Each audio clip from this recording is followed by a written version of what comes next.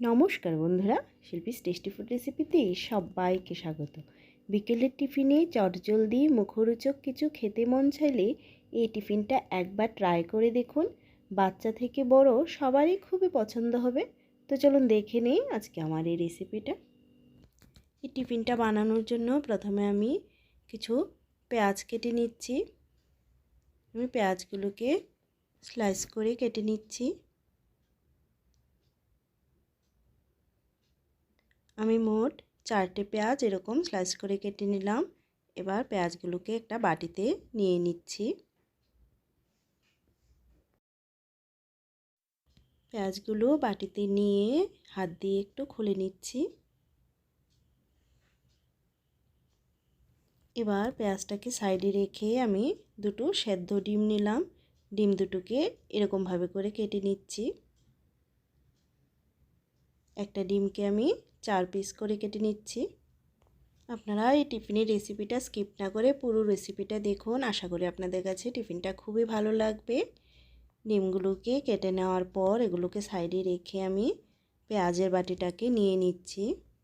দুটো কাঁচা লঙ্কা কুচি করে দিলাম। দিয়ে দিচ্ছি 1 চামচ পরিমাণ ভাজা মশলা, জিরে, ধনে আর গোটা গরম মশলাকে ড্রাই রোস্ট করে গুঁড়ো করে নিয়েছি। দিয়ে দিচ্ছি পরিমাণ মতো নুন, হলুদ গুঁড়ো আর একটু লাল লঙ্কার গুঁড়ো দিলাম। বাড়িতে বাচ্চা থাকলে লাল লঙ্কার গুঁড়োটা স্কিপ করতে পারেন। দিয়ে দিলাম পাউরুটির গুঁড়ো। আমি 3 পিস পাউরুটিকে মিক্সির মধ্যে গ্রাইন্ড করে নিয়েছি। আর দিয়ে দিচ্ছি এখানে বেসন। আমি এখানে 2 চামচ পরিমাণ বেসন দিলাম। এবার সব কিছুকে ভালো করে মিশিয়ে নেব।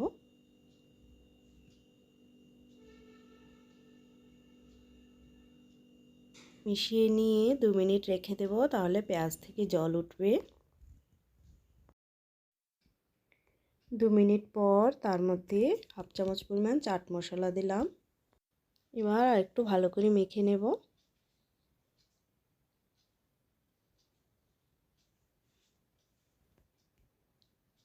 ডোটা একদমই রেডি হয়ে গেছে। এবার হাতটা ধুয়ে হাতে একটু তেল মাখিয়ে নেব।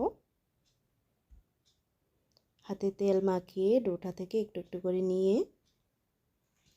এরকমভাবে করে বানিয়ে নিচ্ছি। এবার ওই হাতে দিয়ে এরকমভাবে করে এটার ভেতরে আমি যে ডিমগুলো কেটে রেখেছিলাম একটা ডিমের টুকরো ঢুকিয়ে দিচ্ছি। এবার চপের মতো করে এটাকে বানিয়ে নেব।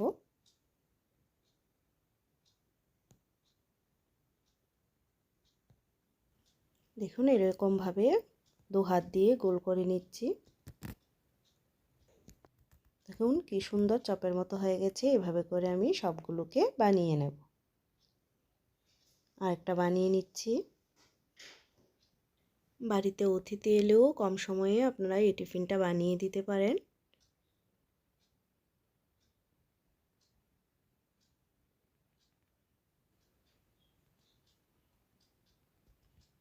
রেডি হয়ে গেছে আরেকটা।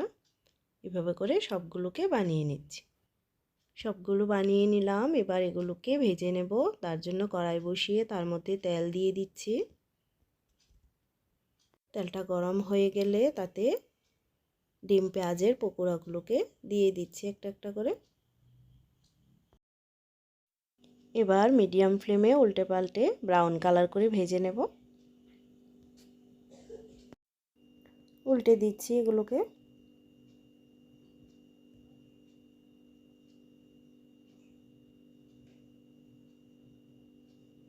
সুন্দর কালার চলে এসছে।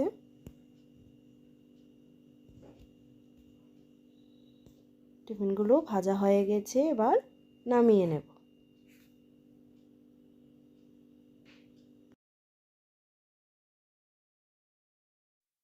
নামিয়ে বাকিগুলোকে ভেজে নিচ্ছি। বাকিগুলোকে ভেজে সার্ভ করে দিচ্ছি। তো আমার আজকের রেসিপিটা যদি আপনাদের কাছে ভালো লেগে থাকে তাহলে ভিডিওটিতে একটা লাইক করবেন।